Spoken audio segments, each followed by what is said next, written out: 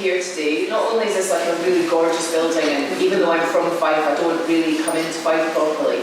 So I live in the northeast of Fife, and as you know, that's a strange little enclave all of its own. So I don't know Fife very well, so this is nice for me to come down here and see this. But more importantly than that, the show that you put on, the exhibition you put on, is absolutely amazing. You've done a tremendous job. So I'm delighted to find out more about it through this conversation.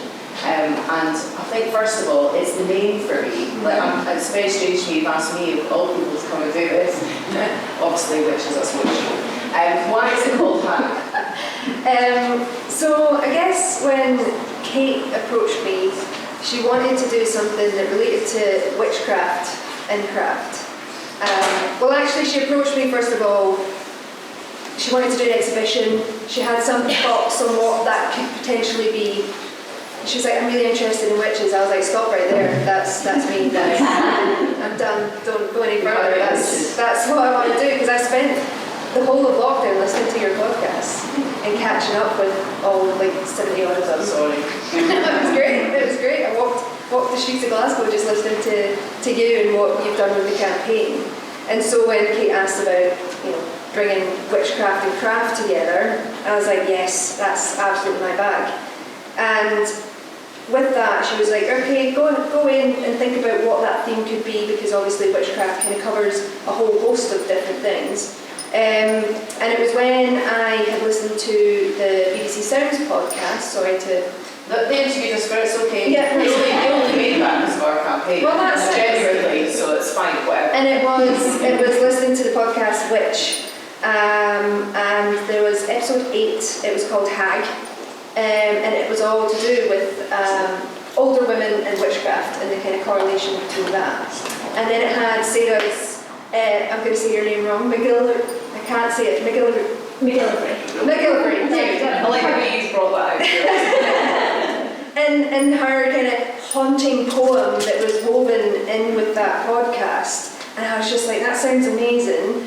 And it was just like giving power to these women who were over a certain age, let's call them elders, and it was just like understanding that the persecution of women, certainly of a certain age, and how we're told not to age. We have all the anti-aging and the whole rhetoric of that, and witnessing my mother and my gran and my nanny and all those women that have gotten older, and then they hit a certain age and they just get dismissed and they don't get listened to, and they're on the fringes of society. Not mum, sorry. Not yeah, just.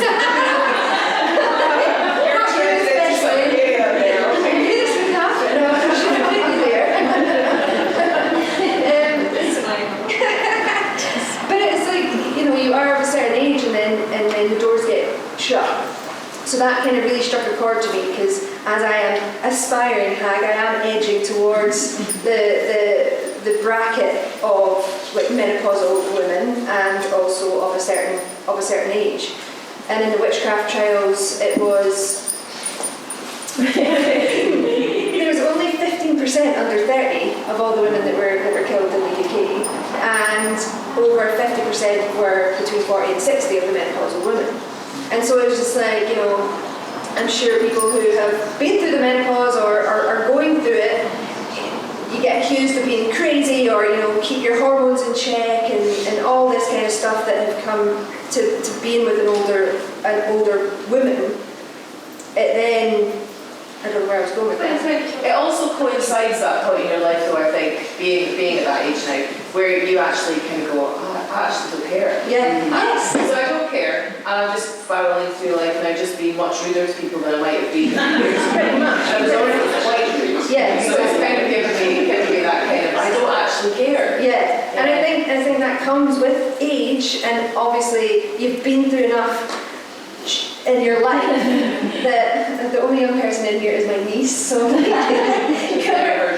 She's never heard me swear ever. And you've been through enough in your life, or you've kind of learned to kind of deal with people. And as myself being like a recovering people pleaser, I can't wait to get to that age. I'm just like, well, and this is my life, and I'll do whatever I want, and I don't care who I offend. And you have that power in yourself. myself. And so that's kind of where I took the idea of the exhibition. And like the name of that podcast, that series, that episode, sorry, called Hag, I was just like, it has to be called that. It has to be. And it was just like, smacks you in the face. Yeah. It can be offensive, it can, and that's what people take from it anyways, is it's definitely going to cause offence. Yeah. But the whole point of it is actually, It's like a reformation. we're turning it around. Yeah. I mean, like the word witch initially is really interesting, isn't it? Because witch isn't swearing, but it's really close to the word bitch. Yeah. And people know when they're using that, well, I'm just using the word here, it's not really that offensive. But it's still used as shutdown. Yeah. And I think hag is the same. I think hag's even further obviously along that kind of line, because it's there, initially you think, well, there's nothing positive about that. But what you've taken is that you've done a spin of it, I think, where it's like about wisdom. Yes. And about learned, ways of living. Yeah. And I think that's reflected with your choice of artists that you've got here. So how did you go about then building the exhibition? Yeah, so it was, there was kind of loose themes that we looked at in terms of what makes a hag and what could that possibly be, but also with the theme of witchcraft kind of running softly beside that. So when we looked at artists, we were looking at, what they were using to make things with. Were they outspoken? Were they audacious? Did they form metal and then turn it into a beautiful bowl? So it was those kind of themes that we started to pick out, and we had like a spreadsheet where we were just like, big list of artists that could possibly be our potential hags. Unfortunately, we had to score some off because I did have an age limit. Oh. So it was 50 plus. Oh, right. And I was like, damn it, that woman's too young. And I remember there was one in particular, she was just like, oh, I've never been told I'm too young for something. I was like, sorry, you're out. So it was 50 plus that I was looking at, and actually we have some cuss hags. One in particular had only just celebrated her birthday like a couple of months before I invited her, and I was just like, yes, she's a hag. And how did your artists feel about this idea about the hag and then being identified by you as potentially a hag? Yeah, I mean, it was definitely a contentious subject. Some were like, oh yeah, I'm a hag, I'm definitely going to be in that clan. Others, we kind of had to take a more softer approach and really explain the choice of the title of the exhibition, and really kind of help them understand that actually we want to turn it on its head and use it as a force of power. There was someone that I did contact, and they were like, this is the worst thing I've ever heard, and I definitely do not want to be part of it. And I was like, okay, goodbye. That's fine, you're not a hag, it's fine, you can't be in our clan. Yeah, like that's interesting though. So everybody's on board, and then did you think about sort of different types of art? Were you really familiar with what they made? Yeah. How did you approach like how you could make it look? Yeah, I mean, it was quite interesting that, so there were some craft artists that I didn't actually know their work deeply as some of the others, because there's some of people that I've known for a long time in the exhibition. And so it was just kind of making sure that the work that was chosen was sensitive to the maker and what their knowledge and what their craft has brought to the table.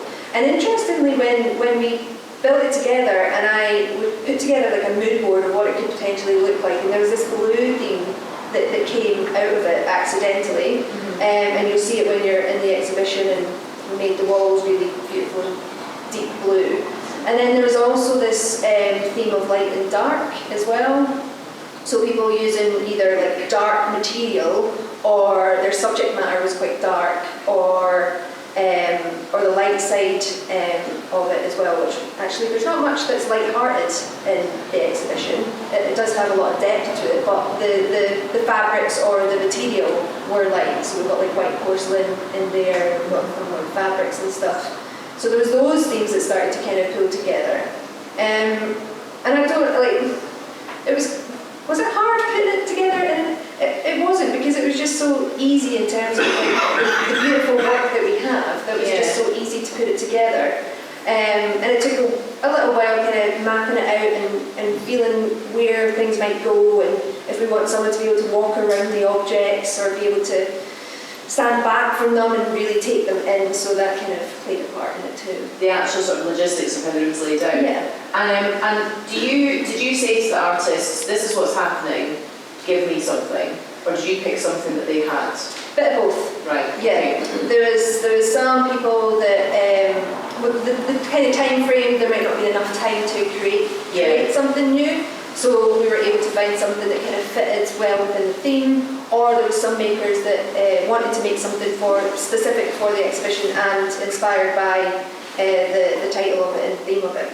Now, have you had any sort of like negative kickback from people about it? Not yet, actually. Apart from that one woman that was just like, absolutely not, this is horrendous.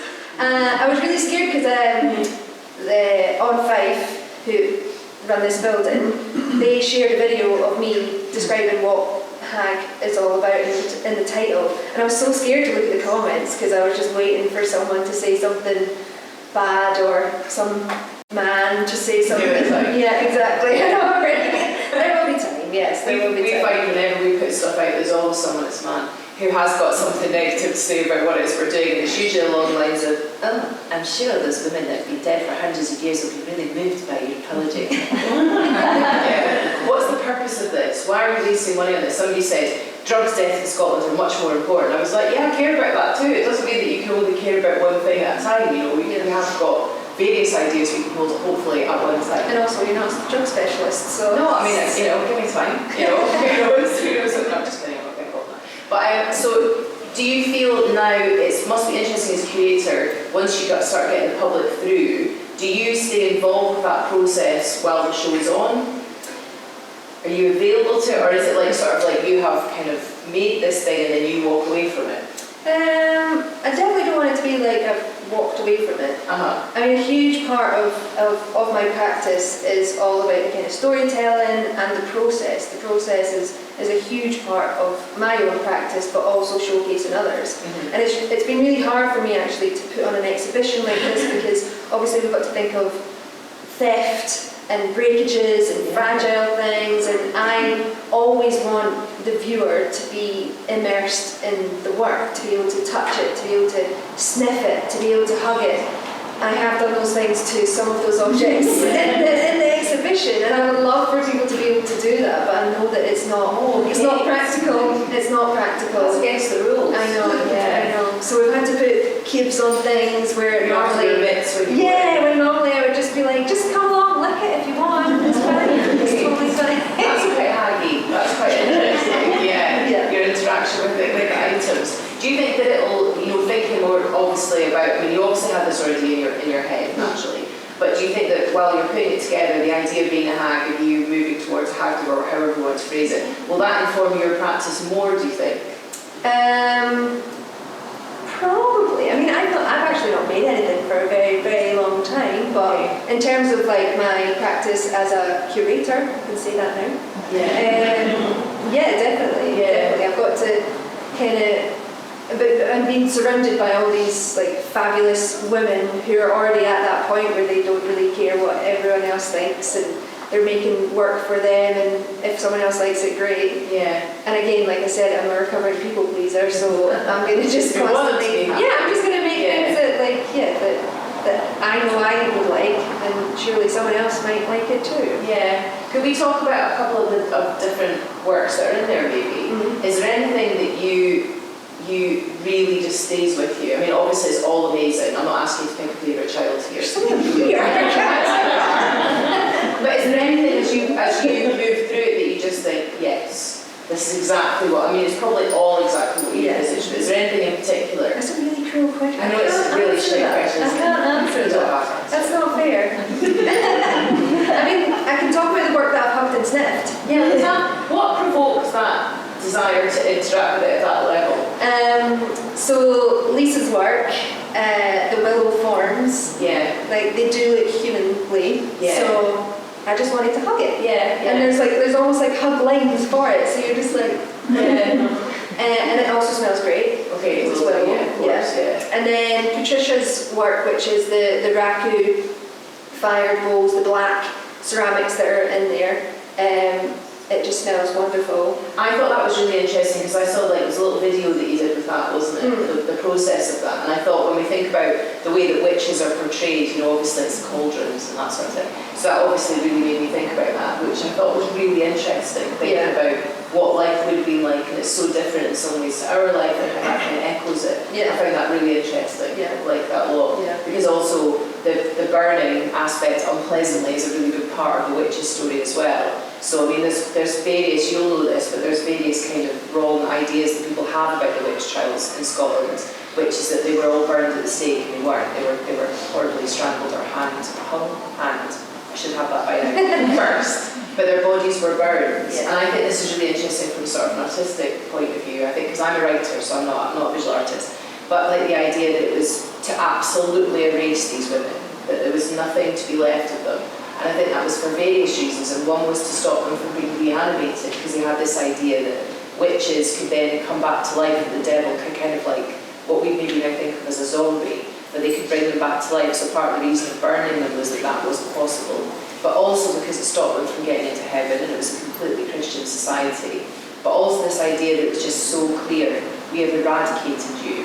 So I love the fact that the fire there is kind of repurposed in a making way. So it's a creative rather than destructive. It's really cool. And we've got Ruth's work as well that is, she's kind of got the smoke marks on the vessels, which again kind of correlates with the witches as well. So those were kind of the obvious choices to go for clay or ceramics or things that have been fired. But then there's the kind of subtleties as well in the other work that, so Carol, for example, she was my first hag. Carol in the front here. And she makes beautiful, clean, like very sharp, beautiful ceramics. Those are the three vessels in the work, but actually Carol was chosen because she just, what words can I use to describe Carol?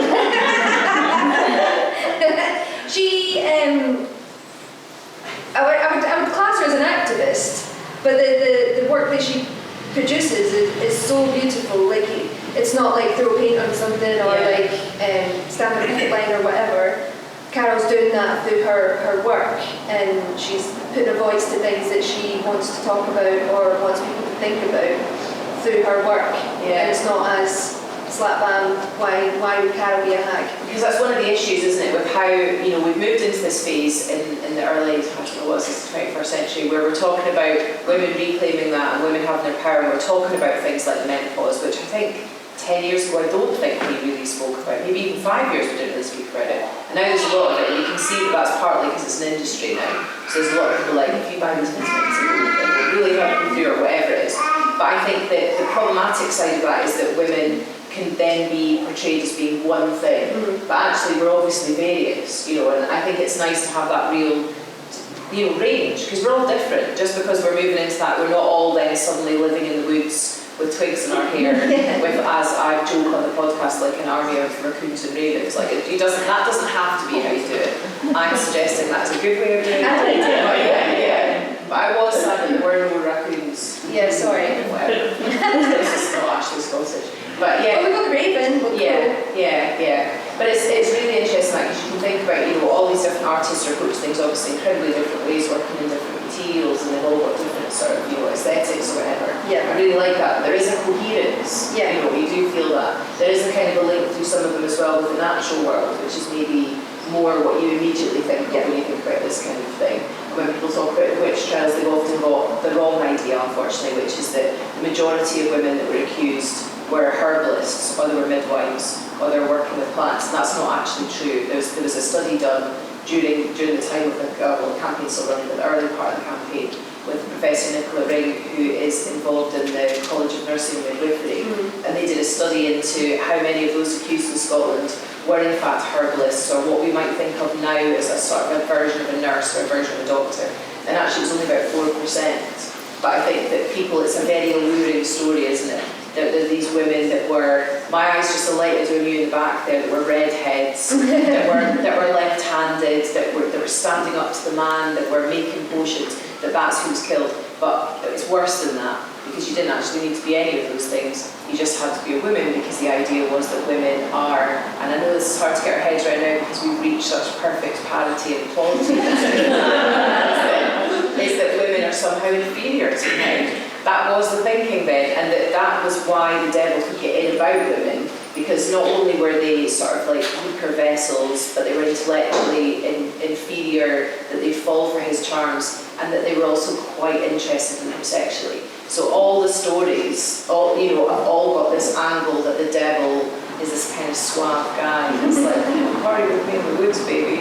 And this woman's kind of like, yeah, I'm so sick of cutting up nettles or whatever they're doing. And then they went and partied, and that's how they became witches. It's completely ridiculous. Yeah. So it was basically any women at all, often poorer women, often women that didn't have the support of a male necessarily, so they might have been, single. They probably didn't use that word for themselves, or they might have been widows, or they might have been quite young, but as you said, it was often that slightly older group.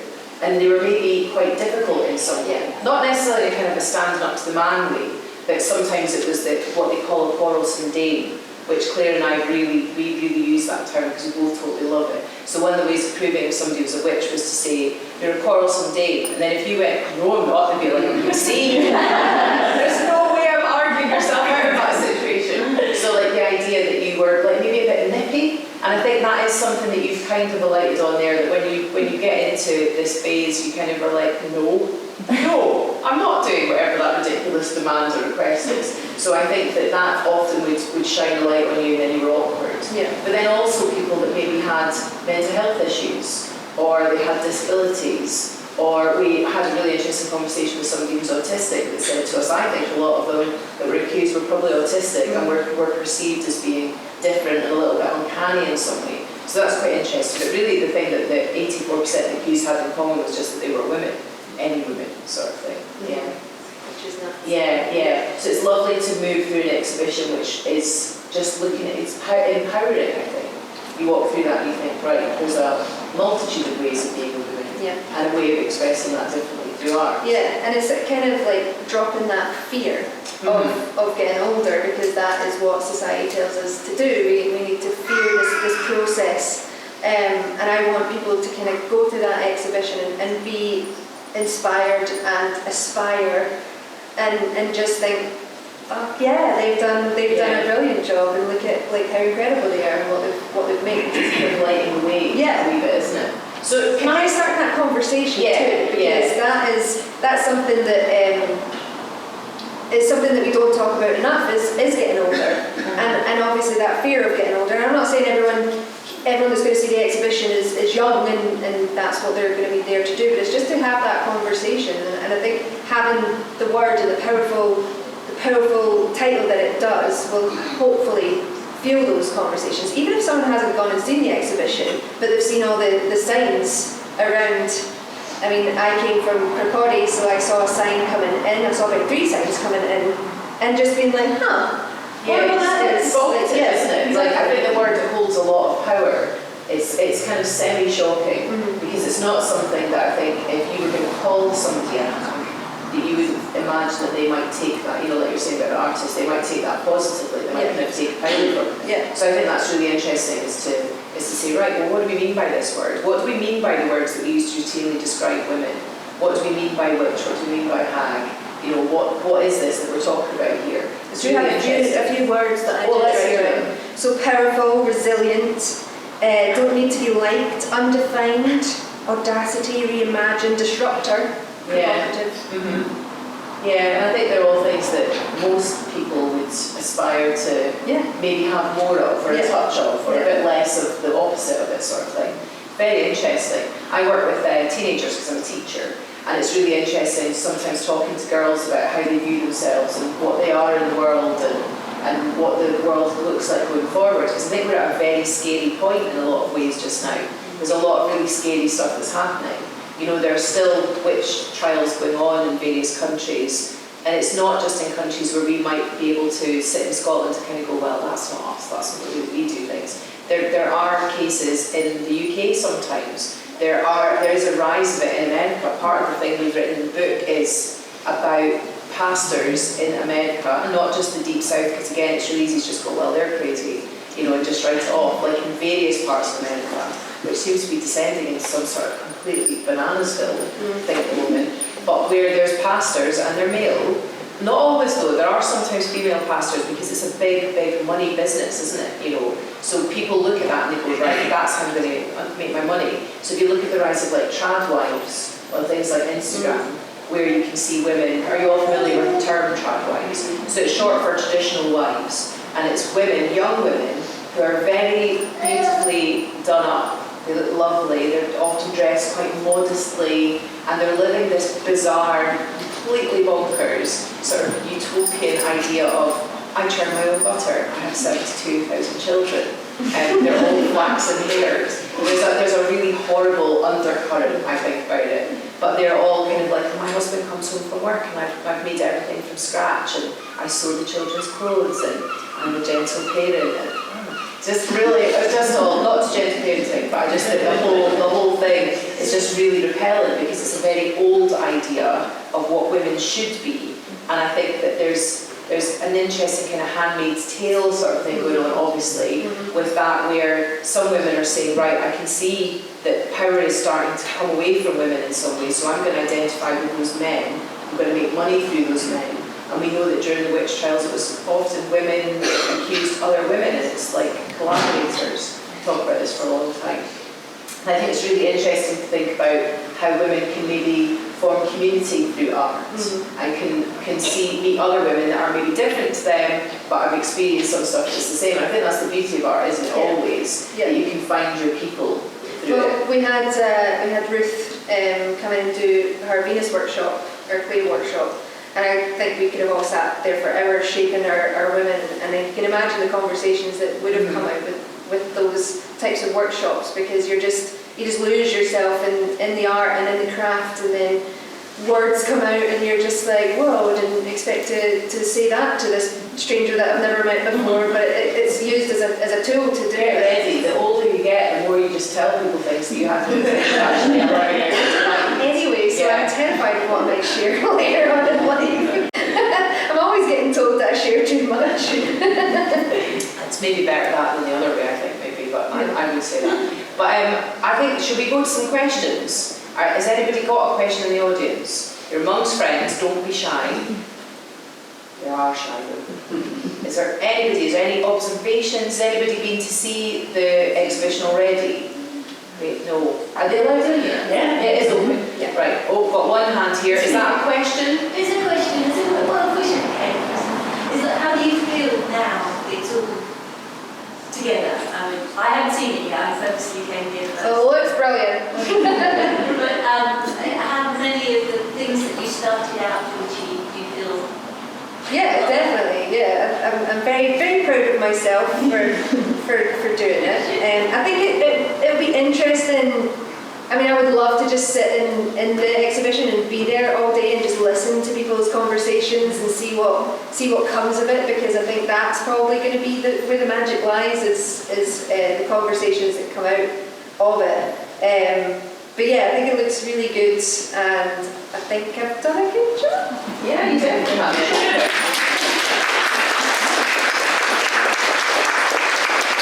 You're really enjoying this moment, aren't you? Bask in it. Okay, got another question back here. So you mentioned, they haven't made any art in a long time. Do you think that the process of going through this, like creating this exhibition and working with all these women, do you think that it made you kind of feel the confidence again to make art again? What's that been like for you? Positive? Well, I'm just curious your thoughts on if you want to share. No, I guess I hadn't really thought about it. I'm doing enough. I don't have the time.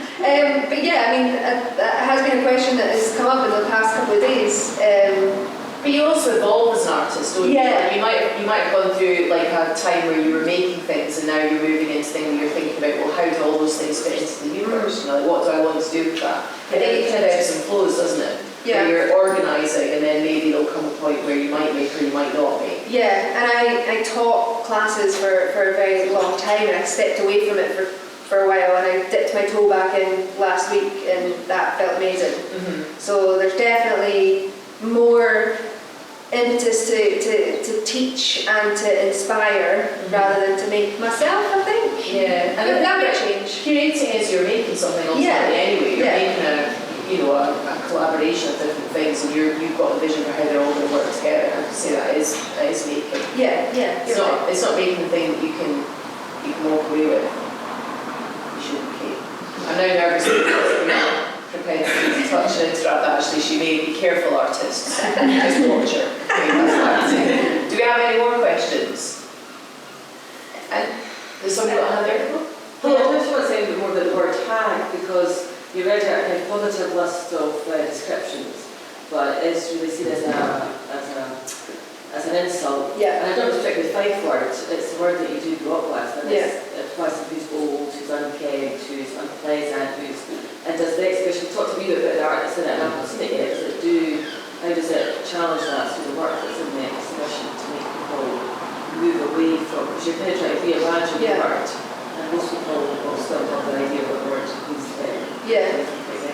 I guess with the addition of the photography that we have in the exhibition, and the stunning photography that happened, we took profile shots of all the makers. So I guess if you walk through the exhibition, so the way that we've done it is that they see the work and they might have an idea of who that person might be. They might have the negative stereotypes as they move through, and by the end, and once they've seen all the beautiful women in the exhibition and everything that they evoke, I hope by the end they'll have a different interpretation of that word, and that is definitely intentional. And I think as well, like the word hag is really dismissive, and so this puts people on the stage and gives them a light to shine from and to really kind of sit and lean into that and hopefully change the minds of that word. But it's going to be a difficult one, because one of the makers and one of the artists said that word just doesn't get used anymore, but it does. You can only look back to Nicola Sturgeon, and she got called a hag all the time because she was outspoken, because she was older, because whatever list of Really interesting. tones. All during the campaign, up until obviously very recently, Nicola Sturgeon was the First Minister, and it was one of the things that I would frequently Google and I'd frequently search on Twitter to see what people were saying about witches generally. And Nicola Sturgeon always came up in the top searches where people were either calling her a witch or they were calling her the Witch Finder General, which I found really interesting. So she was either killing them or she was the top one that should be killed. So I find that really interesting. But I think the thing about the word hag is that it's got power as well, though, because not even just in the way that you're doing it, which is like a very positive spin, that people fear a hag, don't they? There's a fear and a terror about it. You know, like everybody here probably would have some sort of an idea of a woman when you were growing up who lived in a house that if you walked past you'd maybe go a little bit faster, or a woman that you'd see. I mean, I grew up in a village, and I write a lot about the village in which I grew up in, a lot. And the woods play a big part in everything that I write, even if they're not clearly there. I know they're there. And the idea that there could be somebody in the woods. And I've recently seen a lot of stuff about young women, like on things like TikTok, who have this fantasy about living in the woods in a house where you become the person that is feared, you know, and that people run a little bit faster past you, and they're fearful that you're going to do a spell on them. So I think there is definitely more, there's a power in the fact that you are a bit scary, and I quite like that, actually. Yeah, for sure. And I think, like the Baba Yaga, and the Gold Lady, all the kind of folklore and myth. Even like the witch in Hansel and Gretel, who obviously when you're a child you're like, oh, bad witch. But then as you get older and you have children, you're like, no. She always is there. I'm only joking, don't tell me. I love my own children dearly. Yeah, but it's interesting though, and I think that that's obviously such an ancient part of the experience of being a human, because what do you do with a woman when she's no longer useful? You know, she stopped breeding, Now what do we do with her? You know, and I think while we fear her, we try and dismiss her, but ultimately it's because we're fearful because we came from her. I think there's something really interesting about that. Yeah, men fearing women because we made you. Yes. Shut up. I mean, I'm better than you, that's what it No comes down offense to to. men in the room, obviously I don't hear them. Yeah. Just wanted to come back on that because you just made me think, is this idea though a very Western idea because is it different in cultures that are in the East? You know, I wonder, because when you're talking about an older woman, and I think about Japanese culture or other kind of cultures where I've seen these rituals where people will stay with the They dead revere. and they'll revere the older people. Yeah. So I do wonder if that's something, and I don't know if you've done that kind of research, is that a very European kind of Western kind of idea, or? I think that it's Western thing from the point of view of a woman becoming kind of ugly and therefore we're not as interested in them. I think probably is fairly Western, I would say. I mean, I'm not like an anthropologist. I don't really know about this. It's just my kind of instinctive thing through talking to different people. And I think there are cultures where they do revere their elderly. I was talking to a friend last night. We were talking about, stay with me on this, right? We're talking about Gene Hackman's death. And he's from the Caribbean. He was saying to me, why did nobody know they were dead for 9 days? And he's always kind of going to me, why do you do things like this in Britain? And I'm kind of like, well, yeah. He was saying there's less of a connectedness, whereas when I grew up, so he grew up in Grenada, which is a small island, you are involved with your parents or your grandparents, and because so many Grenadians move, and there's such a big spread across the world, the people that are left then also look after people that are not their kin. And that's just a cultural thing, and it's an understood thing that that's what you do. And I think that's much less the case here. So my gran's 94, and she's in hospital because she broke her hip, and she's got dementia. And I really enjoy, she is absolutely a hag, and I'm going to have this conversation with her tomorrow, because her meanness is right out there. She's so horrible, and I'm totally there for it. She's really funny. So she's small, and she's got like 3 teeth, and she's really nippy, and she's from the hill town in Dundee, if you know that area. And I was talking to her last week. I went in and they pulled the curtains around her bay because a woman across from her had been talking to her in a way that my gran found annoying. So my gran was shouting, shut your puss at her. And if you know in Dundee, that's actually swearing. Like, it's really rude. My gran never in her life would have said that. And I remember her chastising my dad, who was English, many years ago for using the phrase thinking it was just funny. So for my gran, she's like dropped that now. And that day when I was leaving, I said to her, right, don't you be starting any fights. And she just looked at me and she went, start fights? I finish fights.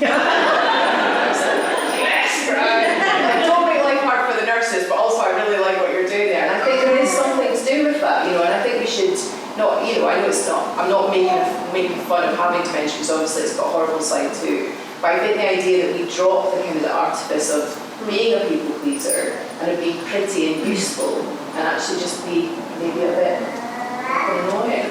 I quite like that. I quite like that. But if it helps you to create art, yep. Sorry, just also following on from that and how older women are. I saw a video from an anthropologist who was saying that the belief that the reason that women live longer has always been for a long time about childcare. Right. But his suggestion was it was so that we could be teachers. Yeah. And Not spite. no. But the idea that we live longer within our communities so that women have this knowledge that they'll then pass down, which I just thought was a really lovely way to consider ourselves as, because I'm also a teacher amongst other things, but as forever teachers to other generations. Yeah. Do you think that's something that's reflected within the exhibition, and how do you think it's reflected within it? Yeah, I mean, I think that's probably a subtle tone of it for sure, because I think within the craft industry as well, there is always a big focus on new and emerging makers, and they've not honed their craft for as long as people that have been in the industry longer, and that's certainly what I kind of played a part in thinking around this exhibition as well. Was just like, these people, these women have created those pieces of work because of all the knowledge and all the skill and everything that they've had beyond the 3 years that they've had since graduating, and so there was a little bit of that for a reason why I picked the exhibition and the focus that it had as well. I love that, 'cause it's the same sort of problem that we have in the world of books, I think, in literature, which is that, you know, the focus is always on the bright young things, you know, like here are the top 10 new novelists, and that's cool, but there tends to be a case where women have, like, maybe what you're saying, they're honing their craft. The older you're getting, the more you're experiencing what it is to be a human, and that's what we're doing as writers or artists. You know, that's what we're doing. We're talking about what it is, or writing about it, or you know, whatever. And I think that the focus being on always like young people, and you know, that's cool. But also, we really need to be investing more with what you're doing and people that are further along that journey, because, like you're saying, there's so much to kind of learn from that, and it's a different viewpoint. So I think that's a really cool thing that you've done from that point of view. I love this reclamation of the word hack. It's super cool, I think. Yeah. Do we have a few artists? Oh, hang on, there's a hand in the back there. Hello, sorry. Hello. I was questioning, you're talking about Nicola Sturgeon and women in power, and Kate, our chat as well, were like how women sometimes display more masculine traits and a certain stuff. I just wondered your thoughts about that. It's quite interesting that, isn't it? So the question was about how women sometimes do masculine things. So you kind of emulate the men that are in charge sometimes, don't you? We've all probably had managers in different working environments that you're like, oh my God, you're taking that too far. Who feel that to be powerful or to be in control, you have to sort of replicate what male power often looks like. What's that? Is there anything you can say about that with the exhibition? Is it sort of rejection of masculinity? No, I guess that wasn't something that I had played with or thought about throughout the exhibition, actually. I think because the majority of makers and craft artists that I know are women. It would have been, damn it, you really think of something else that I could have put in the exhibition. Like, I'm just trying to think of something that is like traditionally male dominated, so like blacksmithing, for example, that might be quite cool to have. Snake Jill. That might have been quite cool to have. Do you have to? Yeah, for sure. So we've got a few of the artists in the room, don't we? Are any of you happy to say anything about the work that you've got in there? Would that be okay? You don't have to. I'm going to the minute anyway. Oh, you're going to speak, right, so you can speak. Sorry, Amanda said. Yeah. Who else had their hand up here? Sorry, who's another? Somebody at the front, right. So can you tell us a wee bit about what you did? You don't have to, I know that this is probably really putting you on the spot. I love the name, actually, hag, because I've got friends who describe themselves as being hags and hags being badly, and, you know, love it. So I didn't have a problem with that at all. Yeah. I just wanted to highlight that feeling of really just... Can everyone hear clear at the back? Yeah, you're right, good.